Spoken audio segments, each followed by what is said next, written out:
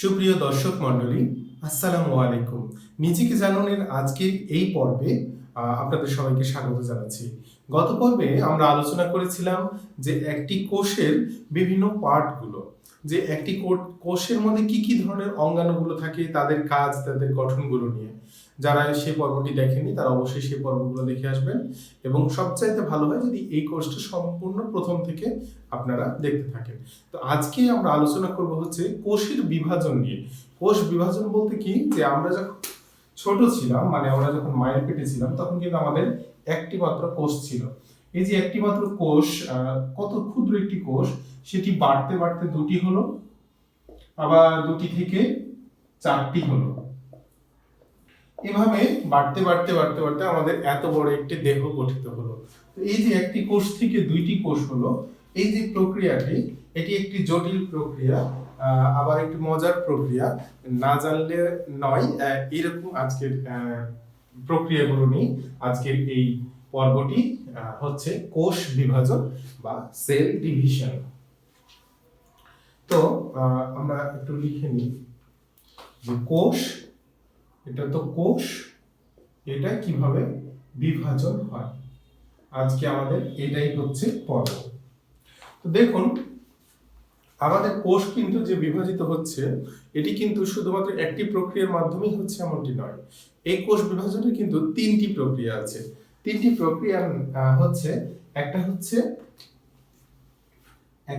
Amitosis. নামগুলো একটু যদি জটিল মনে হয় সমস্যা নেই, কিন্তু অ্যামাইটোসিস, একটি নাম হচ্ছে অ্যামাইটোসিস, দুই নাম্বার হচ্ছে মাইটোসিস,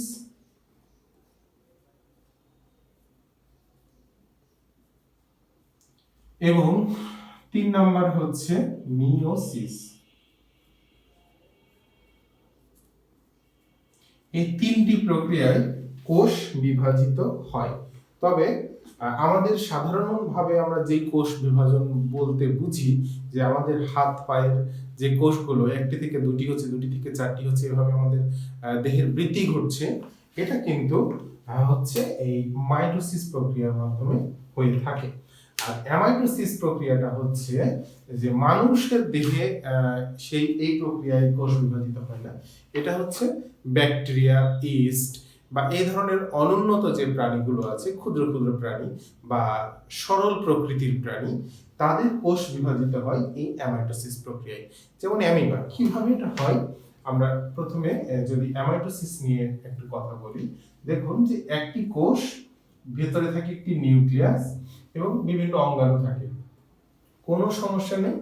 জাস্ট এটা এই দিক দিয়ে চাপ দেয়, এইভাবে চাপ দেয়, এবং দ্বিতীয় ধাপে হচ্ছে, দ্বিতীয় বা কয়েকটি ধাপে এইভাবে দুটি কোষ ভাগ হয়ে যায়।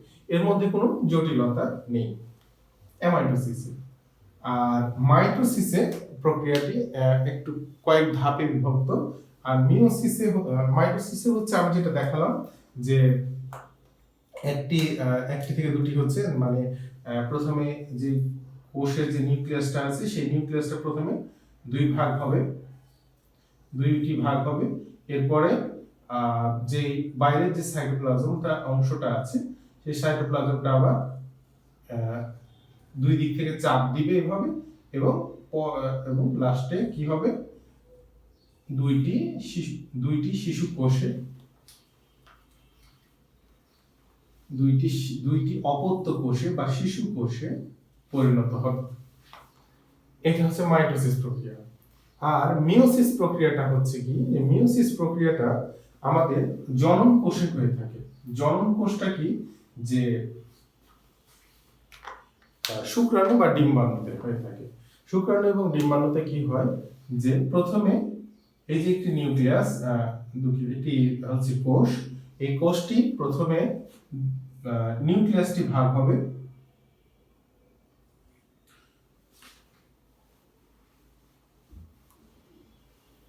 প্রথমে নিউক্লিয়াসটি ভাগ হবে, দুই ভাগে ভাগ হলো, এবং দ্বিতীয় ধাপে কি হবে, এই যে নিউক্লিয়াসের অংশটুকু আবার ভাগ হবে, নিউক্লিয়াস আবার ভাগ হবে এবং এটা একবার ভাগ হবে সাইটোপ্লাজম অংশটা।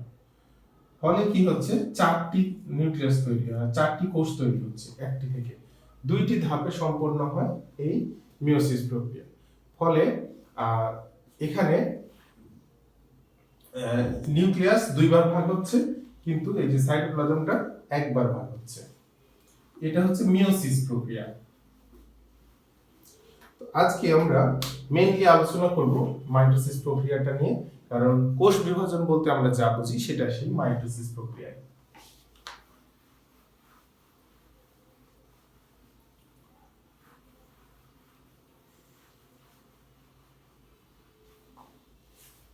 আসুন আমরা আজকে আলোচনা করি মাইটোসিস প্রক্রিয়ায় কিভাবে কোষটা ভাগ হতে থাকে আমাদের এবং আমাদের দেহের অঙ্গগুলো বাড়তে থাকে।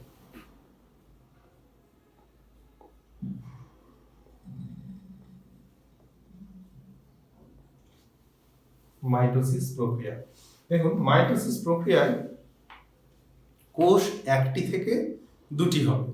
তো এই যে একটি থেকে দুটি হবে, এটার প্রক্রিয়ায় মেইনলি দুই ধাপে সম্পন্ন হয়। প্রথমত দুইটি ধাপে সম্পন্ন হয় মাইটোসিস প্রক্রিয়া। এক নাম্বার হচ্ছে নাম হচ্ছে ক্যারিওকাইনেসিস। আচ্ছা, আমি যদি এটাকে জটিল না করি তাহলে আমি যদি সহজভাবে লিখি তাহলে হচ্ছে নিউক্লিয়াসের বিভাজন।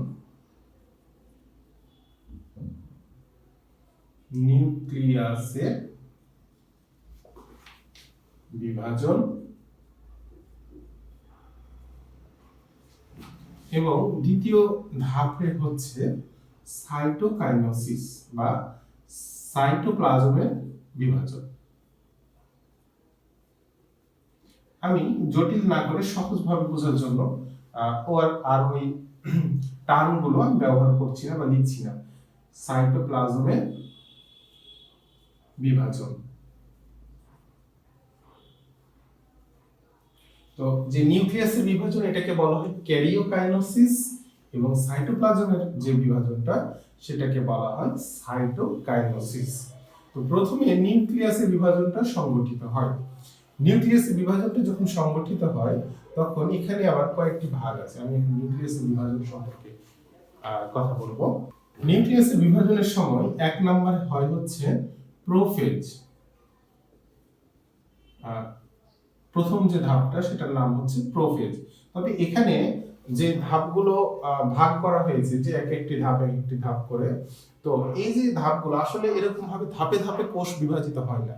এই কোষ একটা হলো, তারপরে আস্তে আস্তে নিউক্লিয়াসটা দুইটা হয়ে গেল, তারপরে আস্তে আস্তে এই যে কোষের সাইটোপ্লাজমটা চাপ দিচ্ছে, চাপ দিয়ে আবার দুই ভাগ হচ্ছে। এটা হচ্ছে একটা ধারাবাহিক প্রক্রিয়া, কোষ নিজে চলতে থাকে। কিন্তু মানুষে বা যারা গবেষণা করেছেন গবেষকরা এই প্রক্রিয়াটিকে কয়েকটি ভাগে বোঝার সুবিধার্থে তারা বিভাজিত করেছেন। এটা এমন না যে কোষ নিজের থেকে এগুলো ভাগ করে করে বা ধাপে ধাপ তৈরি করেছে। এগুলো মানুষে সেই ধারাবাহিক প্রক্রিয়াটিকে কয়েকটি ধাপের মধ্যে নিয়ে এসেছেন যাতে বোঝার সুবিধা হয়, এজন্য। তো 5টি মূলত ধাপ। তবে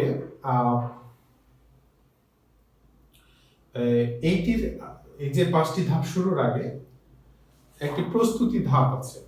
সে প্রস্তুতি ধাপে আমি যাচ্ছি না। তবে যে 5টি ধাপ সেটি হচ্ছে, এক নম্বর হচ্ছে প্রোফেজ। তো প্রোফেজে কি হয়, যে এই যে কোষটা দেখছেন, এই কোষের যে নিউক্লিয়াসটা আছে, এই নিউক্লিয়াসটা আকারে বড় হবে। প্রথমে এরকম আছে, তারপরে একটু বড় হয়ে যাবে নিউক্লিয়াসটা। দেখেন প্রক্রিয়া কিন্তু শুরু, বিভাজনের প্রক্রিয়াটা শুরু হচ্ছে। প্রথমে কি হচ্ছে, নিউক্লিয়াসটা একটু বড় হচ্ছে, এরপরে নিউক্লিয়াসের ভেতরে কি আছে, আমি এখন যদি সাইটোপ্লাজম গুলো না আঁকি, আমি শুধু নিউক্লিয়াসটাকে আঁকছি। আমি ধরেন এটা নিউক্লিয়াসের ভিতরে একটা নিউক্লিওলাস এবং এগুলো আছে ক্রোমোসোম। প্রথমে যেহেতু নিউক্লিয়াসের বিভাজন হচ্ছে, সাইটোপ্লাজমের বিভাজন এখন হচ্ছে না, সুতরাং আমি আগে নিউক্লিয়াসের বিভাজনটা নিয়ে কথা বলবো। তো নিউক্লিয়াস এটা, এবং এটা হচ্ছে নিউক্লিওলাস, এবং বাইরে এগুলো হচ্ছে সুতার মতো সাইটোপ্লাজম। তো নিউক্লিয়াসটা আকারে একটু বড় হলো, নিউক্লিয়াস এখানে, নিউক্লিওলাস এখানে, নিউক্লিয়াসটা আকারে বড় হচ্ছে। এরপরে এই যে ক্রোমোজোমগুলো থেকে পানি বেরিয়ে যায়। ক্রোমোজোমগুলো যখন পানি বেরিয়ে যায় তখন ক্রোমোজোমগুলো একটু খাটো খাটো হয়ে যায়। এটা একটা ক্রোমোজোম, এটা একটা ক্রোমোজোম এবং মাঝে হচ্ছে সেন্ট্রিওল। এটা সেন্ট্রিওল দিয়ে বাঁধা থাকে। এ পাশে একটা অংশ, এ পাশে একটা অংশ। এটাকে বলা হয়, এই অংশটুকুকে বলা হয় ক্রোমাটিড, এই অংশটা একটা ক্রোমাটিড। এরপরে যে ভাগ হয়ে গেল ক্রোমোজোমগুলো থেকে পানিটা বেরিয়ে গেল, পানি বেরিয়ে যাওয়ার কারণে ক্রোমোজোমগুলো খাটো এবং মোটা হয়ে গেল।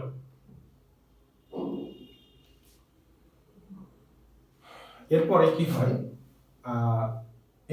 হয় যে ক্রোমোজোমগুলো এটা এভাবেই থাকে, কিন্তু এই যে মনে করেন এইভাবে ছিল ক্রোমোজোমটা এইভাবে ছিল। তারপরে কি হয়, এই যে সেন্ট্রিওলের অংশটা, এটার নাম হচ্ছে সেন্ট্রিওল, যা ক্রোমোজোমের মাঝখানে ধরে রাখে ক্রোমোজোমটাকে। তারপরে কি হয়, এই জোড়টা ভেঙে যায়। এই জোড়টা ভেঙে গিয়ে দুইটি আলাদা আলাদা ভাবে ক্রোমাটিড তৈরি হয়ে যায়। এই যে ভাগ হয়ে গেল, এরপরে এই যে প্রোফেজ স্টেজটা এটা শেষ। এরপরে শুরু হলো আরেকটি ধাপ বা পরের ধাপ, সেটা হচ্ছে দ্বিতীয় ধাপ। এটার নাম হচ্ছে প্রোমেটাফেজ। পরের ধাপে আসি। এখানে কিন্তু আগের ধাপে কিন্তু এ পর্যন্ত শেষ। দেখে রাখেন ক্রোমাটিড গুলো। এই যে প্রথমে এটার নাম ছিল, এই যে অংশগুলো তৈরি হলো এগুলোর নাম হচ্ছে ক্রোমাটিড। দুইটি আলাদা আলাদা ভাবে ক্রোমাটিড তৈরি হলো। এবার আসেন প্রোমেটাফেজ। প্রোমেটাফেজে কি হয়, যখন আমরা কোষের বিভিন্ন পার্ট গুলো বা অঙ্গাণুগুলো নিয়ে আমরা কথা বলেছিলাম, তখন কি দেখেছিলাম যে একটি কোষের মধ্যে যে নিউক্লিয়াস থাকে এবং নিউক্লিয়াসে ক্রোমাটিড সেন্ট্রোমিয়ার থাকে। সেন্ট্রোমিয়ার গুলো কি হয়, কোষের দুই পাশে দুই প্রান্তে চলে যায়, ফলে এরা চুম্বকের মতো কাজ করে। এবং চুম্বক কি হয়, দুই পাশে দুটি মেরু তৈরি করে। যেমন পৃথিবীর উত্তর মেরু এবং দক্ষিণ মেরু আছে, তেমনি ভাবে এই সেন্ট্রোমিয়ার গুলো কোষের দুই প্রান্তে গিয়ে দুটি মেরু তৈরি করে, ফলে এই যে এবং চুম্বকের মতো কাজ করে এবং নিউক্লিয়াসকে আকর্ষণ করতে থাকে। নিউক্লিয়াসকে এই এক আকর্ষণ করে অর্ধেক, এই আকর্ষণ করে অর্ধেক, ফলে নিউক্লিয়াসটা ভাগ হয়ে দুই প্রান্তে চলে যায়। এইভাবে সেন্ট্রোমিয়ার দুটি দুই প্রান্তে চলে যায়। এবং এটা হচ্ছে প্রাণী কোষের ক্ষেত্রে, কিন্তু গাছের ক্ষেত্রে বা উদ্ভিদের ক্ষেত্রে কি হয়, তন্তুময় প্রোটিনের সমন্বয়ে দুই মেরু বিশিষ্ট স্পিন্ডল যন্ত্রের সৃষ্টি হয়। কিরকম, যে এই যে দুটি সেন্ট্রোমিয়ার যাচ্ছে, এই যে এরকম ভাবে কিছু তন্তু তৈরি হয় বা সুতা তৈরি হয়, এইভাবে দুটি প্রান্ত। আর এই যে মাঝের একটু মোটা অংশটা, এই অংশটা যেহেতু মোটা, এটাকে বলা হয় বিষুবীয় অঞ্চল। পৃথিবীর যদি এটা পৃথিবী হয় এবং মাঝামাঝি অংশটাকে বলা হয় বিষুবীয় অঞ্চল এবং দুই প্রান্তের অংশগুলোকে বলা হয় মেরু অঞ্চল। তেমনি ভাবে কোষের ক্ষেত্রেও তাই, এই মাঝের অংশটাকে বলা হয় বিষুবীয় অঞ্চল, দুই প্রান্তের অংশটাকে বলা হয় মেরু অঞ্চল। এই জিনিসটা খেয়াল রাখবেন, আমি একটু এগিয়ে রাখি। এই অংশটাকে বলা হয় মেরু অঞ্চল, এটাকে বলা হয় বিষুবীয় অঞ্চল।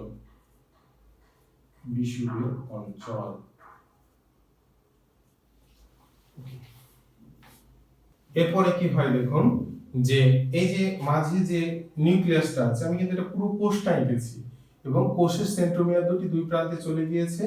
সে দুটি সেন্ট্রোমিয়ার দুটি চৌম্বকের মতো কাজ করছে, নিউক্লিয়াসকে দুই প্রান্তে আকর্ষণ করছে। এর ফলে কি হয়, এই যে নিউক্লিয়াসটা মাঝামাঝি আছে, নিউক্লিয়াসের মধ্যে ক্রোমোজোমগুলা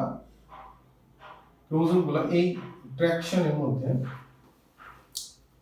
আকর্ষিত হতে থাকে।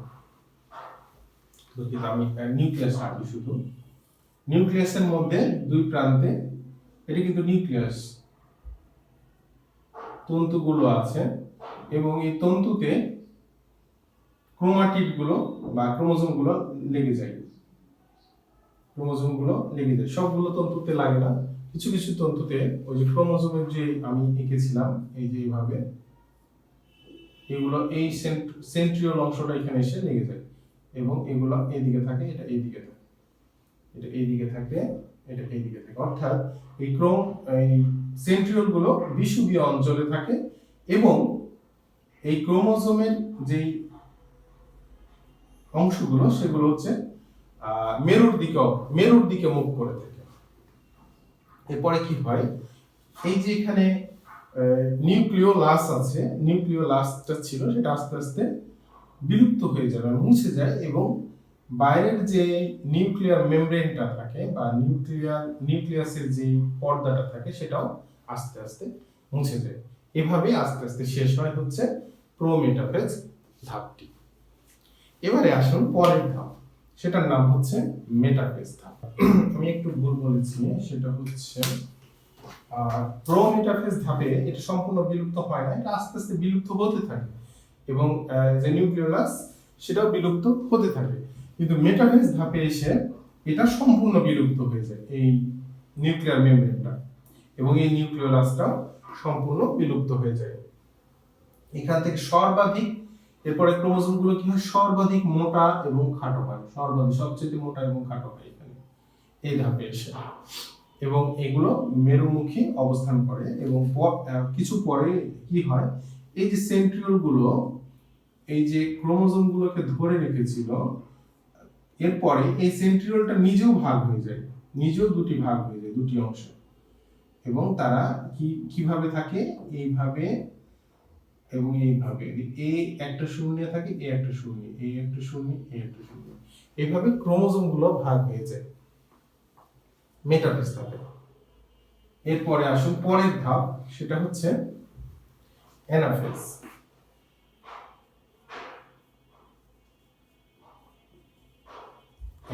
প্রোফেজ, প্রোমেটাফেজ, মেটাফেজ এবং অ্যানাফেজ।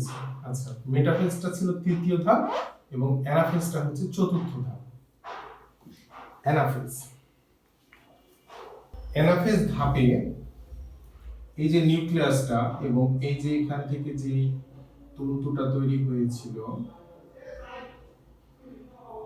এবং এখানে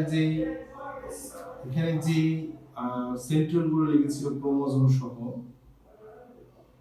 সেগুলো ভাগ হয়ে দুই প্রান্তে যেতে থাকলো।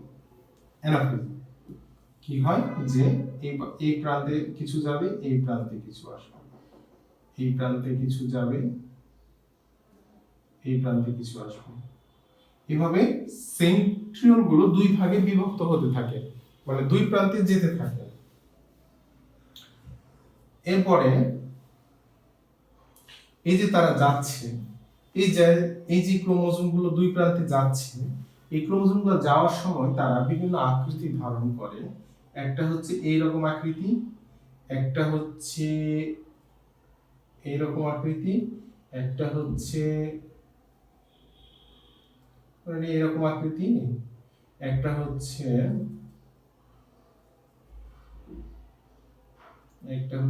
এরকম আকৃতি, আর একটা আকৃতি হচ্ছে এরকম। এই যে ক্রোমোজোম গুলো যাচ্ছে, যাওয়ার সময় বিভিন্ন আকৃতিতে যেতে থাকে।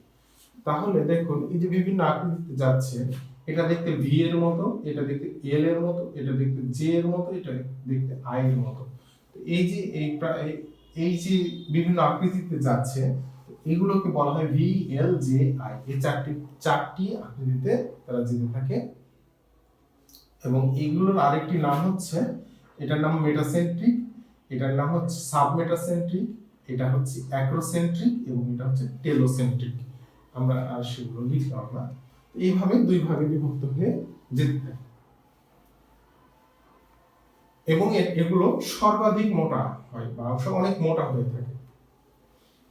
এরপরে পঞ্চম যে ধাপটি তৈরি হয় সেটি হচ্ছে লাস্ট ধাপ, টেলোফেজ, সেটার নাম হচ্ছে টেলোফেজ।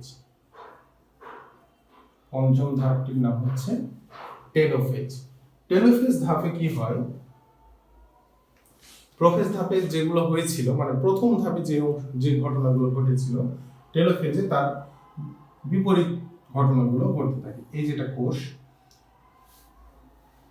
যেটা কোষ এবং এই যে দুটি প্রান্তে বিভিন্ন ক্রোমাটিড গুলো চলে আসলো, এরপরে কি হবে, আস্তে আস্তে এই তারা পানি গ্রহণ করে আবার সেই যে মোটা হয়েছিল এগুলো আস্তে আস্তে আবার এই যে সরু হয়ে যাবে, এবং সরু হয়ে যে কি হবে,